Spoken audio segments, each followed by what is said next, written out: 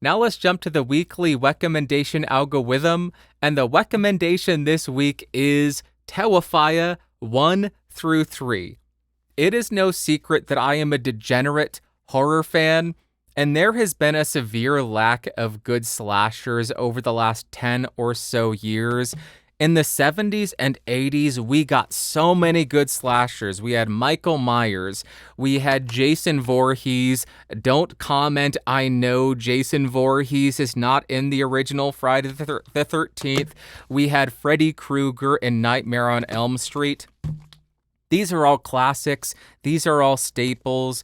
We had a bit of a dry spell. And then in the 90s, we got a couple really good ones. We got Ghostface from Scream, and I don't have the physical copy, but I still know, or I know what you did last summer. That was, I don't know what that character's name is, just Fishman, Fish Hookman, I'll call him. That was a good slasher movie. We had a couple of one-offs that I enjoyed quite a bit in the 90s and early 2000s. We had Valentine and Cherry Falls, but there wasn't anything that really caught on after about 2000. We had a couple of series, we had a couple of recurring slashers, but they didn't make their way into the cultural zeitgeist, really. What I'm thinking of is Jeepers Creepers, the first one with Justin Long. Man, Justin Long he's like a Scream King with Jeepers Creepers and Drag Me to Hell. I'm waiting for the Drag Me to Hell 4K UHD. Pre-ordered that one because that movie's so good, but Jeepers Creepers, that's a good kind of recurring. Would you classify him as a slasher? Probably. And then we had Victor Crowley in the Hatchet series from Adam Green. And yeah, I have a signed DVD from Adam Green because I was a big fan of his podcast. And I even have a VHS of the Victor Crowley movie, that's fun. But for a while, we didn't have any, that's a lot of dust.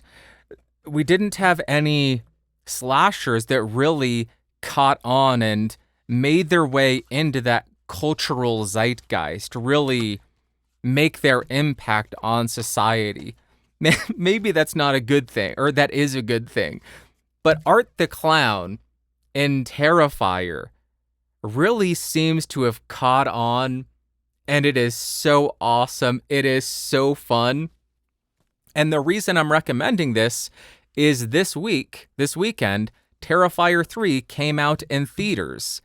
To lead up to that, I revisited all of Damien Leone's movies. I did All Hallows Eve, which was the introduction to Art the Clown in a feature-length film. It was made up of 3 short films, 2 of which were older.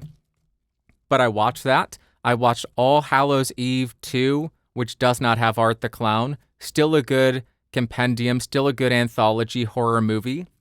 And then Terrifier 1 and Terrifier 2.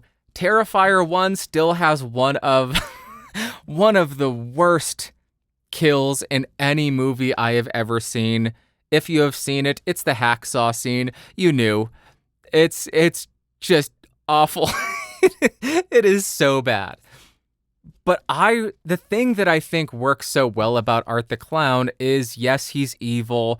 Yes, he is gruesome. Yes, he is unrelenting.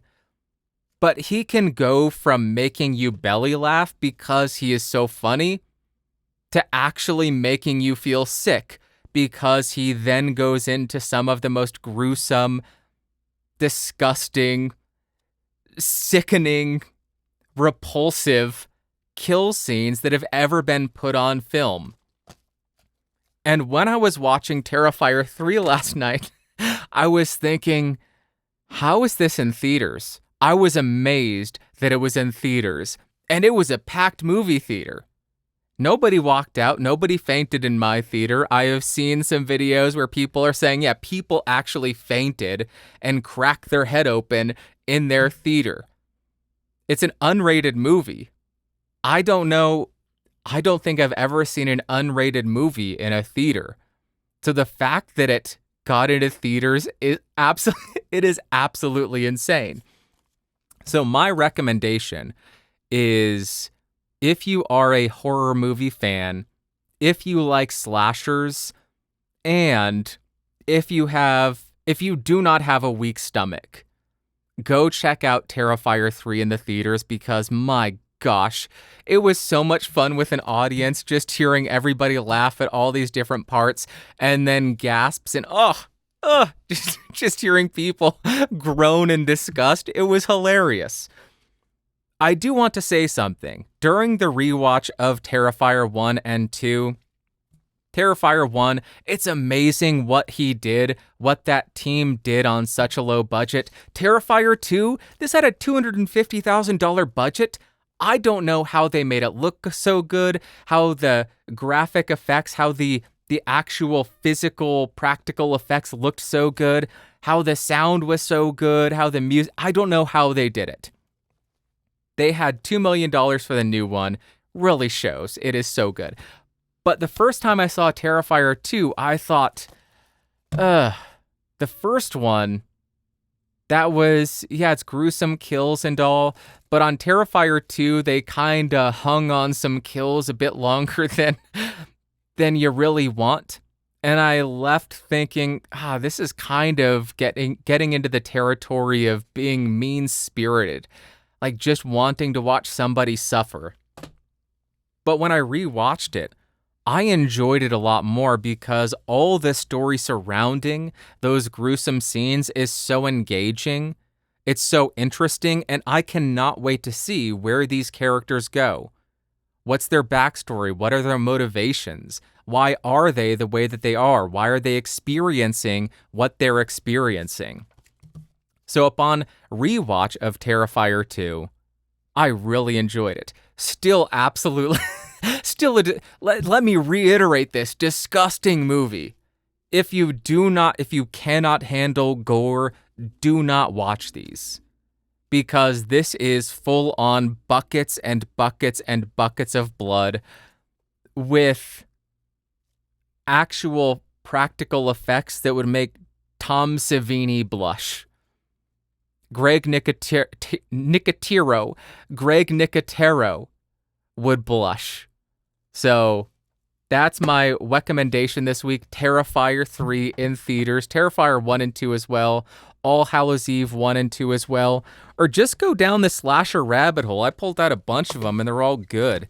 Scream is still one of my all-time favorites because that is so self-aware and meta. It's kind of scary, but it's also hilarious. And it works really well. All of the sequels are fine, but nothing holds up to that original Scream. And then if you go back to the classics, Michael Myers, Freddy Krueger, all of them, you can't go wrong. And check out Adam Green. I'm just throwing out all these horror This is the weekly recommendation roundup. Adam Green's Hatchet, another really fun one. So check that out.